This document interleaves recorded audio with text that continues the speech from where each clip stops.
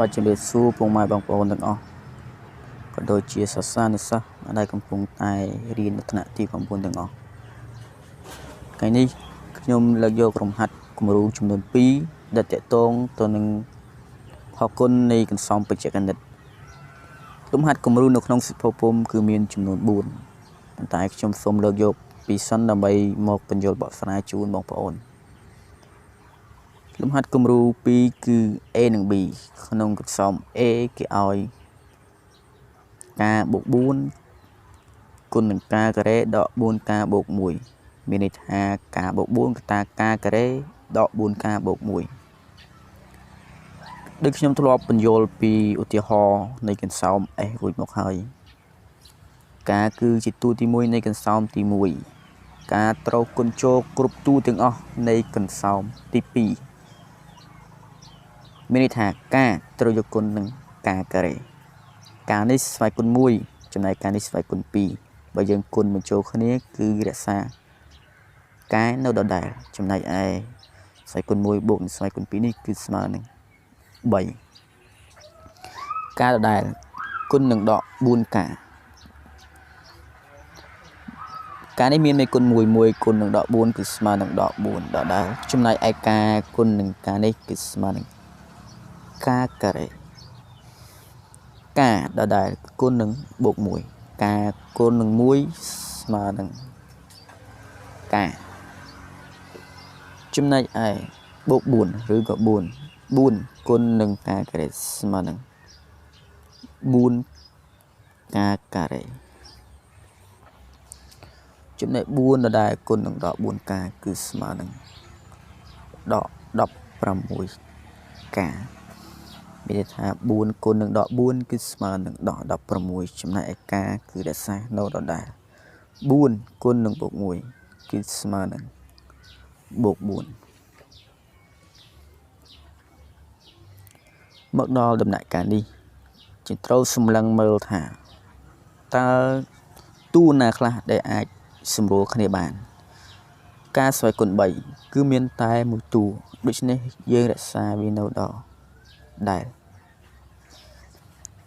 ចំណែកឯបន្តមកគឺយើងត្រូវមើលតួការការ៉េឬក៏ការស្វ័យគុណ2នៅក្នុងនេះគឺមានដក4ការការ៉េនិងបូក4ការការ៉េដក4និងបូក4គឺស្មើនឹង0មានន័យថាតួការការ៉េគឺមិនមានន័យថាអាចស៊ីសងគ្នាអស់តួបន្តគឺយើងត្រូវសម្លឹងមើលការតួដែលមានការគឺបូកការនិងដក16ការបូកការនិងដក16ការគឺស្មើនឹងដក15ការចំណែកឯតួដែលមានតែលេខទទេគឺមានតែ41ដូច្នេះ4គឺនឹងរក្សាដដែល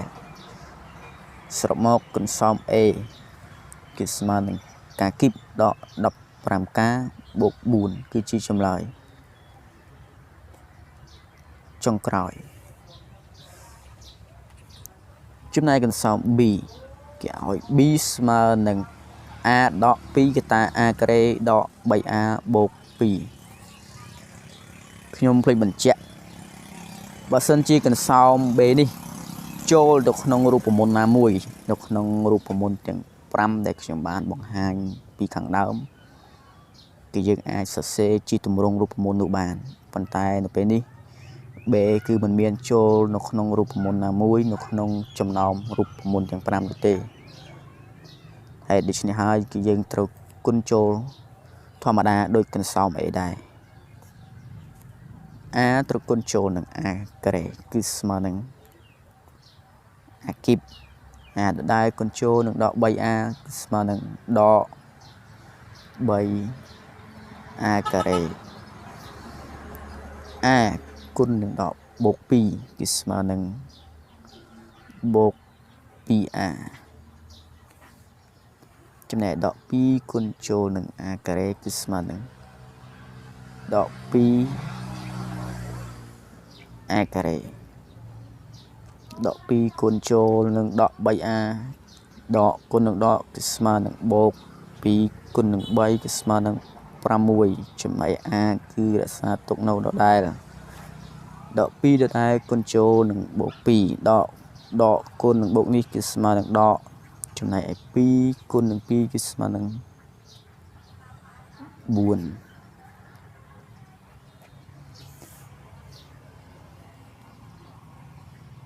ទី1យើងត្រូវមើលអញ្ញត្តិដែលមានស្វ័យគុណខ្ពស់ជាងគេក្នុងសំនេះអញ្ញត្តិដែលមានស្វ័យគុណខ្ពស់ជាងគេគឺ a ស្វ័យគុណ3 a ស្វ័យគុណ3មានតែមួយតួដូច្នេះយើងរក្សាវានៅដដែលបន្ទាប់មកគឺយើងត្រូវមើល a ស្វ័យគុណ2 a ស្វ័យគុណ2គឺមាន2តួគឺដក 3a ស្វ័យគុណ2ឬក៏ដក 3a ការ៉េហើយនឹងដក 2a ការ៉េដូច្នេះយើងត្រូវតែស៊ីសងគ្នាឬក៏ធ្វើប្រមាណវិធីទៅលើវាដក 3a ការ៉េដកនឹង 2a ការ៉េគឺស្មើនឹងដក 5a ការ៉េមានន័យថាជំពាក់លើជំពាក់គឺនៅតែជំពាក់ដដែលបន្ទាប់មកគឺយើងត្រូវមើលលើ a ស្វ័យគុណ1តួដែលមាន a ស្វ័យគុណ1ឬក៏តួដែលយើងអាចថា a តទេគឺមានស្វ័យគុណអីទាំងអស់គឺមាន2តួដែរគឺ 2a និងបូក 6a ដូច្នេះ 2a បូកនឹង 6a គឺស្មើនឹង 8a គឺយើងយក2បូកនឹង6ចំណែកឯ a គឺរក្សានៅដដែលមិនមែនដោយវិធីគុណបើវិធីគុណគឺយើងយកមេគុណគុណនឹងមេគុណអញ្ញត្តិគុណនឹងអញ្ញត្តិបន្ទាប់មកគឺយើងត្រូវសម្លឹងមើលតួដែលមានលេខសុទ្ធមានន័យថាតួដែលមានលេខសុទ្ធគឺមានតែដក4ដូច្នេះដក4មិនអាចទៅស៊ីសងពីណាបានគឺរក្សាទុកនៅដដែលទីនេះកន្សោម b គឺស្មើនឹង a គីបដក 5a ការ៉េបូក 8a ដក4គឺជាចម្លើយចុងក្រោយ